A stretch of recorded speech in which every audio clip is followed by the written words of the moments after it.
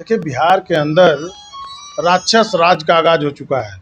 उसी का नतीजा है कि जो सामाजिक कार्यकर्ता था बंटी यादव, उसका हत्या कर दिया गया, अपहरण करके हत्या किया गया। और हम लोग भी सरकार से मांग करते हैं कि बंटी यादव का छोटा छोटा बच्चा है, उसके परवरिश के लिए कम से कम 1 करोड़ रुपया मुआवजा दे और सरकार एक सरकारी नौकरी दे। तो नितिन नवीन जी 5 साल के लिए यहाँ विधायक चुने गए थे, लेकिन उन्होंने बीच रास्ते में ही छोड़ करके बांकीपुर को लोगों को जो है उन्होंने छोड़ने का काम किया। बांकीपुर के लोग इस बार तैयार है, महंगाई और बेरोजगारी से लोग त्रस्त हैं, इसलिए इस बार राष्ट्रीय जनता दल के उम्मीदवार रेखा गुप्ता को भारी मतों से विजय बनाने के लिए संकल्पित हैं। नमस्कार, न्यूज फॉर नेशन देख रहे हैं और मैं हूं आपके साथ रंजन सिंह। देखिए, बिहार में विधानसभा के एक सीट पर उपचुनाव हो रहा है, बाकी में उपचुनाव चल रहा है। मुकेश रोशन है हमारे साथ, पूर्व विधायक हैं, राष्ट्रीय जनता दल के नेता हैं, स्टार प्रचारक हैं, घूम रहे हैं। क्या लग रहा है, भाजपा का ये गढ़ है, आप लोग का कोई कुछ होगा? देखिए, इस बार जो है बांकीपुर की जनता ने मन बना लिया है। जो बांकीपुर के लोग हैं उनके मन में एक चोट है कि आखिर जब नितिन नवीन को हमने चुना था तो नितिन नवीन जी 5 साल के लिए यहाँ विधायक चुने गए थे, लेकिन उन्होंने बीच रास्ते में ही छोड़ करके बांकीपुर को लोगों को जो है उन्होंने छोड़ने का काम किया। बांकीपुर के लोग इस बार तैयार है, महंगाई और बेरोजगारी से लोग त्रस्त हैं, इसलिए इस बार राष्ट्रीय जनता दल के उम्मीदवार रेखा गुप्ता को भारी मतों से विजय बनाने के लिए संकल्पित हैं।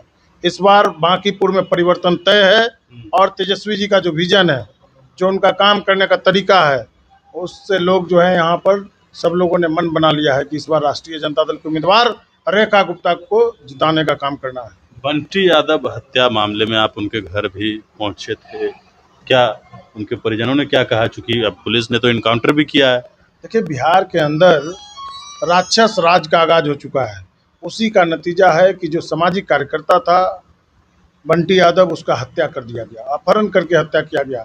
आखिर बिहार के अंदर लगातार जातीय उन्माद फैलाने के लिए सत्ता का संरक्षण जो जिनको प्राप्त है, इस तरीके का लगातार घटना हो रहा है। समस्तीपुर में हो रहा है, पटना में हो रहा है, हाजीपुर में हो रहा है, छपरा में हो रहा है। आखिर किसी एक जाति के लोगों को टारगेट कर करके और इस तरीके का घटना को अंजाम देना, कहीं ना कहीं लगता है कि शासन सत्ता का जो है वो दुरुपयोग कर करके शासन प्रशासन के लोग निकम्मा हो चुके हैं। उसी का नतीजा है कि बंटी यादव जैसे जो कर्मठ युवा थे, वो सामाजिक न्याय की बात करते थे और उन्होंने समाज में जो कुरीतियां हैं उसको लेकर के उन्होंने उजागर करने का काम किया। जो देह व्यापार चल रहा था उसको लेकर के वो काफ़ी शर्मिंदा थे कि इस तरीके का घटना पटना शहर के अंदर बहन बेटी बहू जो है वो सुरक्षित नहीं थी, उसको लेकर उन्होंने आवाज़ उठाया तो उनको जो है हत्या कर दिया गया। तो कहीं ना कहीं लगता है कि उनके परिवार के लोग जो है वो न्याय की गुहार लगा रहे हैं। और हम लोग भी सरकार से मांग करते हैं कि बंटी यादव का छोटा छोटा बच्चा है, उसके परवरिश के लिए कम से कम 1 करोड़ रुपया मुआवजा दे और सरकार एक सरकारी नौकरी दे, ताकि उसके परिवार का भरण पोषण हो सके। और नहीं तो कोई भी सामाजिक कार्यकर्ता कभी भी न्याय की बात नहीं करेगा, कभी भी समाज में जो गलत हो रहा है उसको रोकने का काम नहीं करेगा। जिस तरीके से बंटी यादव के पीड़ित परिवार जो हैं लगातार बिलख रहे हैं, रो रहे हैं, लेकिन शासन सत्ता के लोग उनके पास जा कर करके और कभी नहीं न्याय की बात किए। इससे काफ़ी लोग जो है पीड़ित है। आज कैंडल मार्च निकाला जाएगा शाम में, उसमें हम लोग भी शामिल होंगे उनके साथ। चलिए, बिल्कुल। तो हमारे साथ मुकेश रोशन थे और ये गए थे बंटी यादव के परिवार से मिलने के लिए। बड़ी मांग किया है इन्होंने सरकार से। अब देखना है कि आगे सरकार इस पूरे मामले पर क्या करती है। बिहार में एक सीट पर उपचुनाव भी चल रहा है और वह सीट भी वही है जहां बंटी यादव की हत्या हुई।